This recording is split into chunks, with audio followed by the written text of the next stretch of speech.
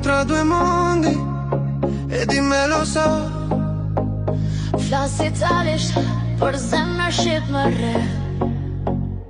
Strade diverse ma un solo flow. Identità mia non la cambio mai. Non è solo un posto, è dentro me. Është gjaku im che scorre così. Anche lontano lo senti perché kur më të resti nga jeti. Edhe nëse largu shkoj, uno non crescioi. Radici forti dentro me, nuk I harroj. Io so chi sono, kush jam une. Tra mille strade torno sempre lì, dove il cuore parla nella mia lingua, sembra I miei flet. They don't shit, kush jam une. Tra mille strade torno sempre lì, dove il cuore parla nella mia lingua, sembra I miei flet. They don't shit. Tra sogni grandi e realtà. Arber, jemi tashmë në përfundim të takimit që sapo u zhvillua në qendrën Trevi, ku folëm pikërisht për slow tourism, turizmin e ngadalt, atë ndryshe jo masiv. Pse mendon se Shqipëria është destinacioni ideal për këtë lloj turizmi? Mirela, shiko, fatmirësisht ne kemi një zonë të mirë, të theksuar të vendit tonë, që them fatmirësisht në vitet e mëparshme ka qenë interesuar nga një shpopullim. Dhe ne atë shpopullim e kemi parë gjithmonë si një handicap. Kurse sot ai shpopullim ka mbajtur, mund të themi, atë identitetin e egër dhe natyror të zonave mbi të gjitha zonave malore, të fshatrave, të veriut, sidomos të Shqipërisë, por dhe të zonave më larg detit, edhe përsa I përket Shqipërisë të jugut. Kanë ngelur ashtu siç kanë qenë. Do me thënë, kanë ngelur ashtu siç kanë qenë dhe fal atyre vështirësive që kanë patur ndër vite, kanë arritur të mbajnë atë identitetin e tyre. Dhe kalimi I kohës nuk e ka cënuar këtë identitet, ndërkohë që në vende tjera ky identitet është cënuar. Shqipëria fatmirësisht ka patur fatin, domethënë që ta ruaj identitetin e saj malcor sidomos dhe të krijohen këto kondita që të çojnë drejt një turizmi, siç edhe ti, slow tourism, një turizmi të ngadalt, që është dhe një formë turizmi që I kundërvjet turizmit masiv. E shohin se çfarë ndodh me turizmi masiv, sidomos në Shqipërinë e Jugut, në zonat detare, pra turizmi ngadalt. Çimentifikim. Absolutisht, ke një abuzim për sa I përket betonizimit të qyteteve bregdetare, gjë që mund t'i kundërvjet turizmin ngadalt që në mënyrë, si mund të themi, me një qasje më pak agresive, okay? Mund të arrijë nga një anë të japi një shërbim turistit, por nga ana tjetër pa cënuar identitetin natyror.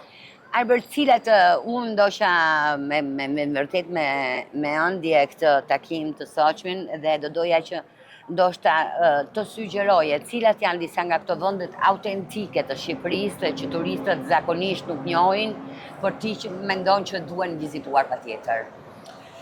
Unë besoj se Shqipërinë duhet ta vizitojnë shqiptarët në fillim. Kjo është. Sidomos shqiptarët e diasporës, që shpeshherë ose siç ndoh pushimet e tyre, edhe pse I kalojnë në Shqipëri, shpeshherë I kalojnë me familjarët dhe nuk gjejnë kohën e dur për të vizituar mrekullitë e vendit tonë.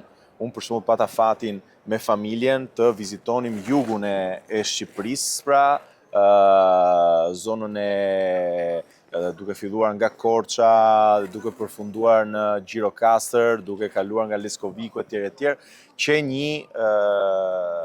vërtet një emocion dhe një manitje edhe për mua, sepse nuk mbaja mend ato zona ku kisha qenë në moshë shumë të vogël.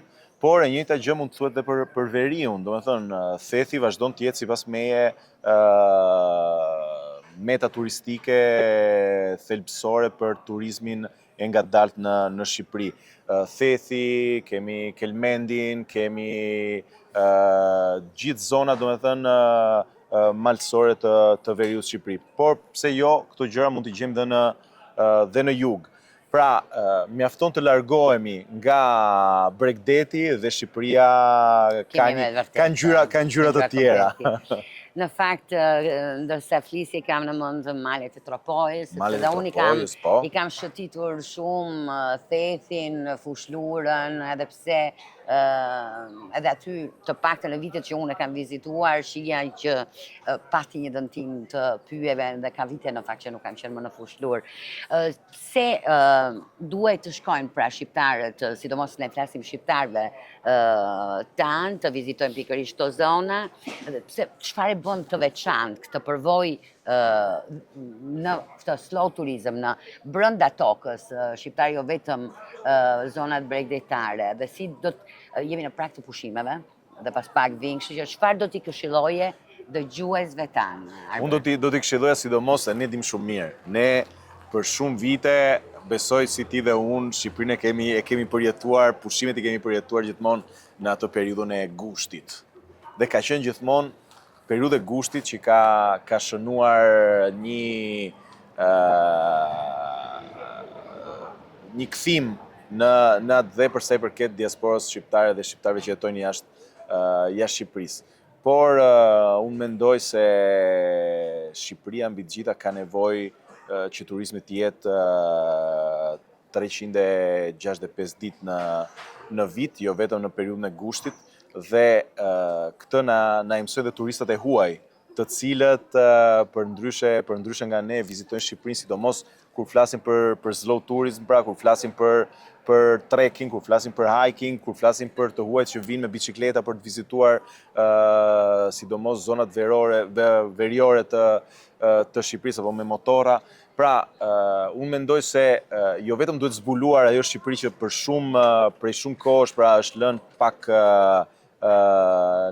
në hijen e atyre që kanë qenë destinacionet turistike bregdetare, por nga ana tjetër kjo shërben edhe komuniteteve lokale për të mbijetuar. Mos harrojmë, domethënë është një hyrje ekonomike për gjithë ato familjet që i kanë rezistuar ndër vitesh, pra i kanë rezistuar një, mund të themi, fluksit migrator. Domethënë që kanë arritur dhe kanë mbijetuar në ato zona. Kanë mbijetuar deri më sot ka ardhur momenti që si të huajt dhe shqiptarë që jetojnë jashtë t'i zgjasin dorën dhe t'i shkojnë në ndihmë pra këtyre familjeve, këtyre zonave mund të themi, duke zbuluar pra një faqen tjetër të medaljes të vendit tyre pra të Shqipërisë. Atëherë, Arber, unë të falenderoj dhe nuk dua të marrë më tepër kohë, dhe jemi në prag, siç tham, jemi në prag të këtyre pushimeve, ndoshta bisedojmë në shtator dhe të shikojmë, le të flasim kush ka qenë trendi i Dhe unë do të them ku do t'i kem kaluar pushimet verore. Akoma nuk e di mirë latent drejtën, po me siguri nuk mendoj në ato destinacione turistike, nuk mendoj në ato destinacione turistike mainstream pra ku shkojnë gjithë, sepse dim shumë mirë që shndërrohen pastaj në një bumerang. Domethënë, shkon dhe pastaj thua pse vajta. E di që do përfundonte kështu. Kështu që me shumë mundësi do preferoj zona fshatra ose të Shqipërisë mesme, ose të veriut, dhe mezi pres pra që të kthem në Shqipëri dhe të vizitoj vende që fatkeqësisht s'kam patur mundësi deri më sot të vizitoja. Të them të vërtetën edhe unë, dhe me këtë të lë, unë në Saran duhet të shkoj sepse kam familje, do shkoj t'i përshëndes, por i kam premtuar vetes 2 vende që dua të rikthehem. Në njërin dua të rikthehem. Në fakt, dua të shkoj në Tropoj, sepse e kam vizituar në vitet 93-94. Meriton. Dhe dua të shkoj një vend që e përmendet edhe ti gjatë takimit, që nuk kam qenë, por që kam shumë dëshirë për ta parë, Mrizi Zanave. Te Mrizit Altini, mi bëjt falat kur të shkosh. Djeta kova, ishte këtu në Bolzano. A, ishte këtu? Këtë me fjalët themi, edhe pse nuk ka lidhje, sepse këtu tani kemi dhe bukë me gjath. A, sa bukur, sa bukur. Që në Bolzano nuk mungon gjë. Do me thënë, duhet të lvizim, me që se është dhe orari i dur, dhe Që shkojmë të darkojmë. E mbyllim mbrëmjen, pra duke ngrënë bukë shqiptare, bukë me djathë. Faleminderit. Faleminderit Mirela dhe komplimente për gjitha angazhimet dhe për gjitha aktivitetet që bëni me komunitetin shqiptar në Bolzano.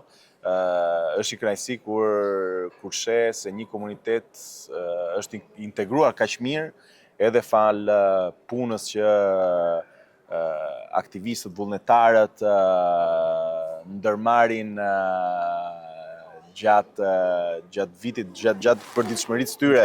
Unë jam vetë aktivist, lind si aktivist dhe di shumë mirë do të thotë të arish të ngresh një event, të bësh nisma ku flamuri shqiptar apo emrat e të ftuarve shqiptar të bëjnë krenar. Shumë faleminderit për aktivitetin që bëni. Faleminderit ty, Arber.